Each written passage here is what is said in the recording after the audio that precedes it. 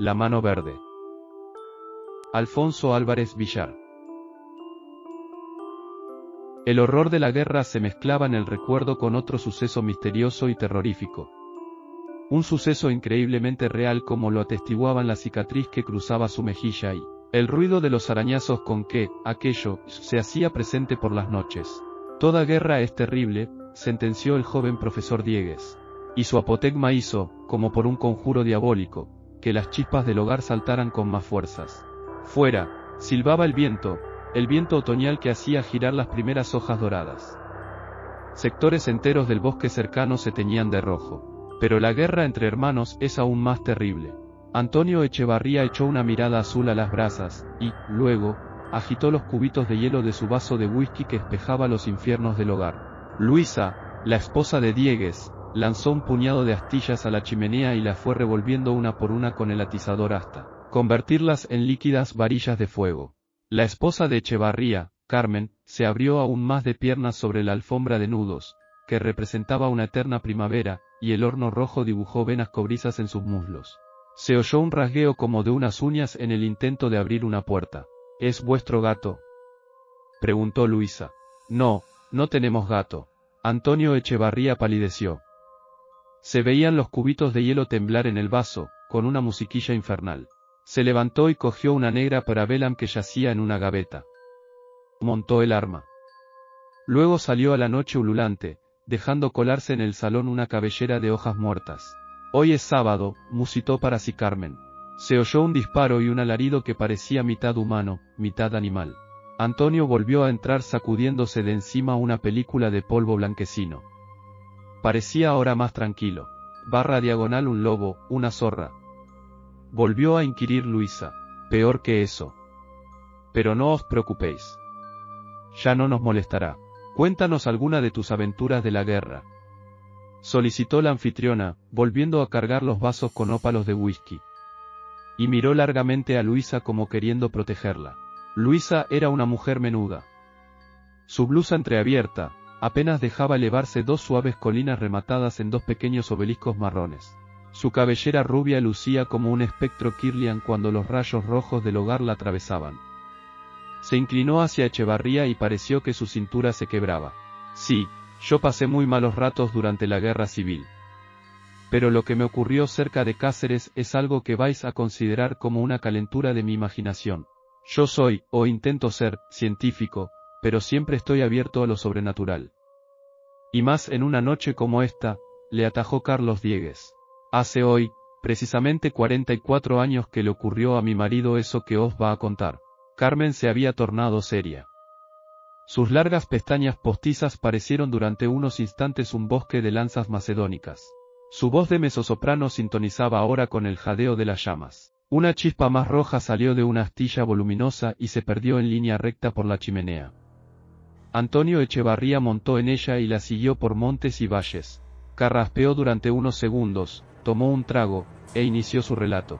Cuando nos retirábamos de las fuerzas nacionales en Extremadura, se derretían los últimos calores estivales. Las noches comenzaban a ser demasiado largas y ya no se escuchaba el pitido de la cigarra. Marchábamos en columnas de A4 por un camino vecinal cercano a Guadalupe. De repente oímos el rugido de los motores de una escuadrilla de aviación. Miramos hacia el cielo azul y vimos, las tres Marías, de siempre, los tres Shankars de los nacionales. Debieron pensar que constituíamos un grueso cuerpo del ejército porque se lanzaron a atacarnos. Todos nos dispersamos por las laderas, y algunos ingenuos intentaron instalar una ametralladora sobre las ramas bajas de un roble. Cayeron las primeras bombas. Vosotros creéis, por lo que se suele presentar en las películas, que una bomba solo es un penacho de humo que mata a los que están alrededor. Os equivocáis, una bomba es un puñetazo sobre una piel de tambor. Los hombres que han tenido la mala suerte de hallarse cerca de la explosión quedan destrozados. Pero aún a varias decenas de metros notas que la tierra tiembla y tú eres entonces una hormiga que bota al ritmo del suelo.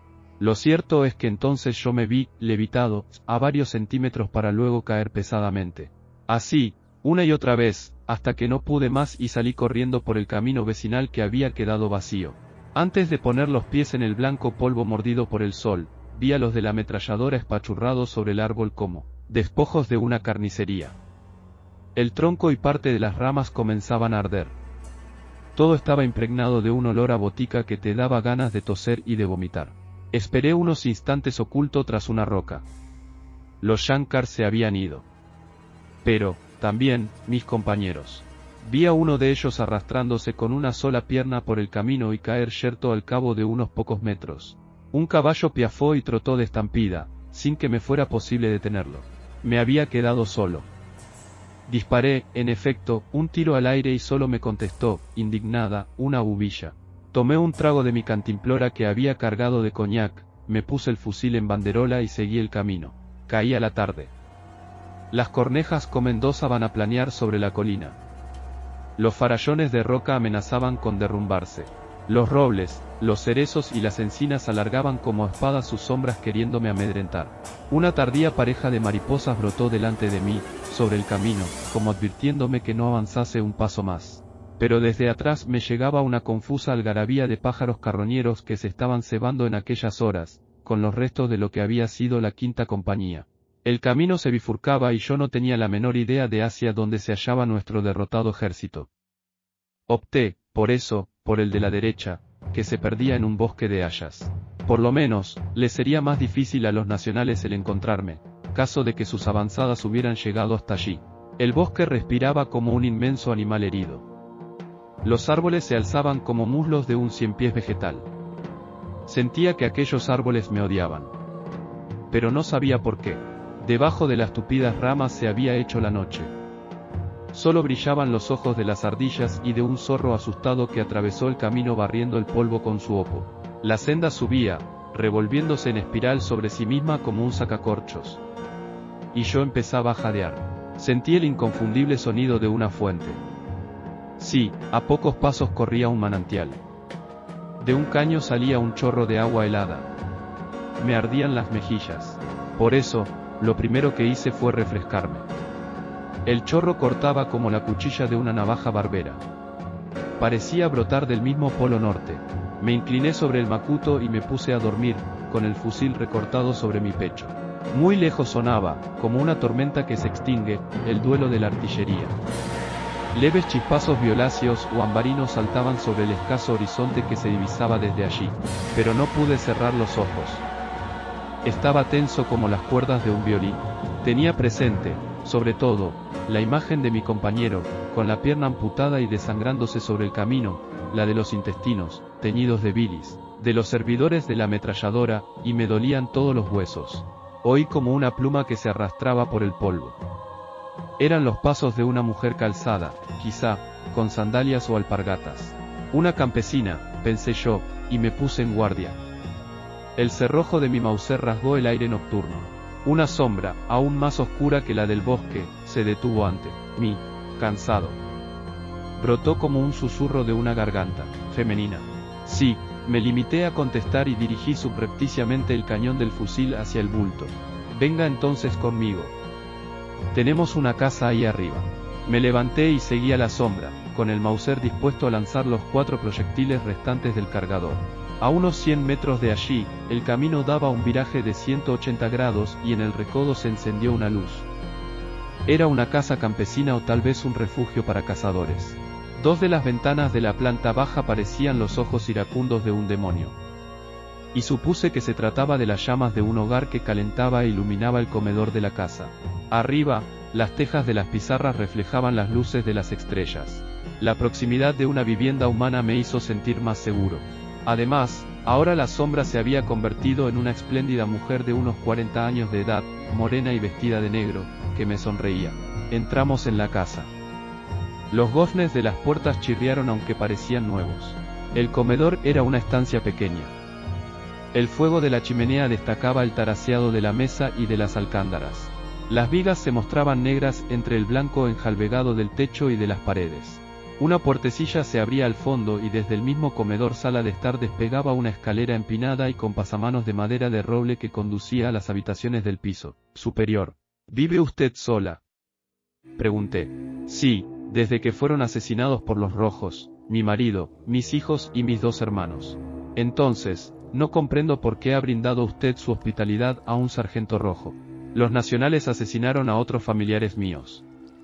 Para mí, ya todos los seres humanos son iguales. Se hizo un silencio ominoso. Mi anfitriona estaba ahora plenamente iluminada por la reverberación anaranjada del hogar. Era, como ya os dije antes, una real hembra. Vi como sus ojos verdes, teñidos por vetas amarillas, miraban con desconfianza al fusil. Pero debajo de la pañoleta, caía un río de oro, y bajo el vestido, humilde y negro como el de cualquier campesina, se adivinaban unas curvas y unas mamas divinas. Me sonrió y vi que le faltaban 2 dientes de la hilada superior. No pude contener un escalofrío, pero recité para mí mismo: que je me est sans de faute. Y pedí a Dios que no volviera a sonreírme. Voy a traerle la cena, cortó de repente. Y desapareció por la puertecilla que daba, sin duda alguna, paso a la cocina. Una fuerte modorra se iba apoderando de mí. El vino espeso que la hospitalaria viuda me había servido junto a unos tacos de chorizo y jamón, pesaba como el plomo. Y yo dejé de rumiar estrofas enteras de las serranillas del arcipreste de Ita y del marqués de Santillana. Isabel, así se llamaba la viuda, volvió a aparecer con una perola humeante. Contenía una espesa sopa de coles. Hablamos de las faenas del campo. Luego pasamos a temas más sombríos. El marido de Isabel, 2 niños varones de 11 y 9 años de edad y 2 hermanos habían muerto apaleados por los esbirros de la casa del pueblo. Hacía todavía un mes. Ella vivía desde entonces en aquel albergue montañoso, perdido en el bosque. Cuando cayeran las primeras nieves tendría que huir hacia Cáceres o hacia Salamanca, en donde tenía parientes. Sonó un viejo reloj de cuco dando las 12. Isabel me trajo una pierna de cordero y una bandeja de cerezas ya algo mustias. Comí con voracidad y trasegué una jarra de aquel vino craso como la sangre que se colaba hasta en el tuétano. Se oyeron unos golpes en la puerta. Al principio pensé que era la mano del viento la que intentaba forzar las jambas. Pero no, era una mano humana. Isabel parecía aterrada. Cogí el Mauser y descorrí rápidamente la barra de la puerta. Un rostro blanco como la harina se perfiló a pocos centímetros del suelo. Unos muñones sanguinolentos se alzaban amenazadores contra mí, y yo pude reconocer, con un escalofrío, que se trataba de mi compañero muerto sobre el camino, el mismo que se había arrastrado con una sola pierna durante unos metros hasta quedar sin una sola gota de sangre. «No dejes que entre aquí», me suplicó Isabel, histérica. Apunté con el fusil entre los ojos vidriosos de aquella máscara y apreté el gatillo. La cabeza explotó en una nube de polvo de talco. Miré hacia afuera de la puerta por si quedaba algún rastro de aquel engendro, pero solo pude percibir un reguero de sangre, y las huellas de un cuerpo que se había arrastrado hasta allí. Isabel se estrechó contra mí, temblando al ritmo de aquellas baterías que seguían disparando en lontananza. La besé en la boca. Un olor dulzón como el de la ropa brotaba de ella, infiltrándose por el hueco de los 2 incisivos superiores desaparecidos. Ella respondió a mi llamarada lujuriosa. Después se separó de mí y, tomando una palmatoria, encendió la vela en el hogar y me hizo señas de que la acompañara hasta arriba. La madera de pino apenas se estremeció con las pisadas de ella, sí, en cambio, con las mías. La luz de la vela recortó en la oscuridad una cama de matrimonio de altísimo dosel, una chimenea apagada, un espejo empañado, y un robusto armario de estilo castellano que olía a naftalina. Isabel empezó a desnudarse. Llevaba una saya de color blanco debajo del vestido negro. Luego, una combinación rosa con encajes. Me pidió que me desnudara también. Dejé el fusil apoyado en la mesilla de noche más próxima, y guardé en un cajón 2 bombas de mano y la bayoneta. El resto de los arreos quedaron colgando sobre una silla de cáñamo. Luego, Isabel apagó la vela y fue una lástima porque a mí me hubiera gustado verla desnuda. Pero seguía sintiendo el frufru de su ropa interior que se deslizaba sobre su cutis sedoso. Me metí en la cama. De la otra habitación llegaban voces de niños, y conversaciones de rudos paisanos, pero lo atribuía a mi innegable intoxicación etílica. Sentí la piel fría de Isabel contra mi cuerpo febril. Quise poseerla. Pero me fue imposible. Me fallaban los reflejos. No, no, por favor, no lo intentes nunca. Estás, además, demasiado fatigado y nervioso. Dormiremos como 2 hermanos. No sé si fue mi impotencia o la piedad de Isabel, ahora lo comprendo, lo que me salvó la vida aquella noche. Lo cierto es que caí profundamente dormido, como si alguien me hubiese lanzado al fondo de un pozo. Est propes immerios, lunga spelunca recessu, dice el poeta latino al referirse a la caverna de los sueños. Pues bien, yo me precipité en esa caverna. Y tuve unos sueños muy raros. Soñé que aquella noche el dormitorio se iluminaba, de repente, como con una especie de luz zodiacal. 3 hombres desnudos con el cuerpo cubierto de moratones, de heridas purulentas y de manchas rojizas, me miraban con máscaras de odio. No eran sus cuencas vacías y llenas de tierra las que me podían expresar ese odio, sino sus dientes descarnados que se apretaban rechinando. Vi también que sus puños, en los que asomaban al aire libre trozos de hueso, me señalaban furiosos. Una mujer se interponía entre ellos y yo. Pero tenía un perfil siniestro. Los cabellos de oro estaban cubiertos de tierra y de lombrices apelmazadas por piltrafas de sangre y de carne. Una gran hendidura se abría en su occipucio, de donde manaba un líquido rosado lechoso. Solo veía la parte superior de aquella mujer, pero era fácilmente reconocible por la pañoleta y el vestido negro ahora desgarrados y sucios. El olor a podredumbre me hacía moquear. Por fin, los ruegos de Isabel lograron apaciguar a los 3 hombres, que desaparecieron. Todo volvió a quedar oscuro. Abrí los ojos y pude ver los primeros gallos de la aurora. A mi derecha yacían los restos calcinados de una vivienda que no me fue difícil identificar por las tejas de pizarra y las 2 ventanas, nimbadas de negro y sin cristales, que, la noche anterior, aparecieron vivas y alegres con el fuego de un hogar. Sentí, al mismo tiempo sobre mis costillas el mordisco de los terrones. Estaba tumbado a la intemperie. Pero sentí la reconfortante cuchillada del cañón frío de mi fusil. Felizmente, además, la misma mano piadosa de aquella pesadilla me había vestido con el uniforme, las botas y el resto de mis pertrechos. Antes de levantarme miré, desde la superficie de la tierra, a mi alrededor. Y tuve un estremecimiento, la mano exangüe de Isabel pero con las uñas horrorosamente crecidas, me seguía acariciando la mejilla. Todavía conservo aquí la cicatriz de la carne gangrenada con la que tuvo contacto uno de los dedos del cadáver. Excuso deciros que me hubiese ocurrido si llego a realizar aquella noche el acto carnal con aquel fantasma. Pegué un salto y me puse de pie. En aquellos instantes no me detuve a considerar mi ingratitud hacia aquel cuerpo corrupto que yacía enterrado debajo de mí. No sentí compasión por aquella mano que buscaba un rostro vivo y la caricia del sol. La cerca me obligaba a escapar por encima de un montículo en dirección a la puerta del jardín. Pero advertí que los terrones empezaban a desmoronarse, que de entre ellos surgían unas manos desencarnadas y restos humanos en putrefacción. Se alzaba un vapor pestífero entre los árboles. Procedí, a partir de ese momento, como un autómata. Tiré de las anillas de las bombas de mano y las lancé contra el montículo, aunque estaba expuesto a que la onda expansiva se convirtiera en camarada de aquellos engendros iracundos. Sendas explosiones convirtieron la tierra en un cráter de fuego y de humo. Fui lanzado contra un tronco de árbol, pero no caí. Con la tierra aún caliente bajo mis botas, pasé por encima del túmulo. Una mano sobrecogedora intentó agarrarme, pero yo me zafé con facilidad. Corrí ahora, cuesta abajo, por una pendiente que terminaba en una ancha llanura. Pasé al lado de una valla, ya sin correr. Me sabían a hierro los pulmones. El fusil me había hecho una muesca sanguinolenta en la palma de la mano. Sonó una explosión. Un trozo de muro se desplomó tras de mí. Reían los ladrillos como si fueran de cristal. Reanudé la carrera. Otra sección de muro se desplomó tras de mí. Retumbaban a lo lejos unas carcajadas. Luego, me enteré que un grupo de nacionales estaba haciendo prácticas de mortero y me habían tomado como diana. Una tercera granada me derribó. Había caído en una trinchera. Me arrastré como una lagartija, hasta ocultarme en una casamata. Allí, me encontraron los de la 7ª compañía, aquella misma tarde. Durante casi 12 horas no había dejado de murmurar: «Quitadme esa mano verde». Los 2 matrimonios se estremecieron.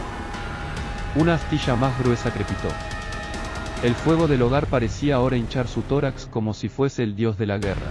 Se oyeron unos leves golpes en la ventana. Luego, unos arañazos. Era como un grueso pájaro herido que intentase quebrar el vidrio. Todos los sábados, a estas horas, quiere entrar. Son solo unos segundos. No hagáis caso. Pero Luisa se había desvanecido y el profesor Diegues gritó, sin poder contenerse, como nunca había gritado en su vida, víctima de un sentimiento de pánico. «Es la mano verde». «Nosotros ya estamos habituados a ella», comentó Carmen.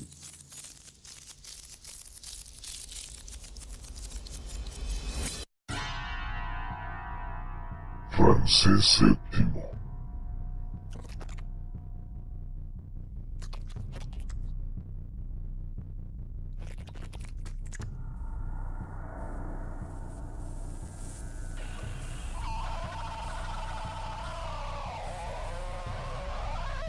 Biblioteca Universal de Buenos Aires.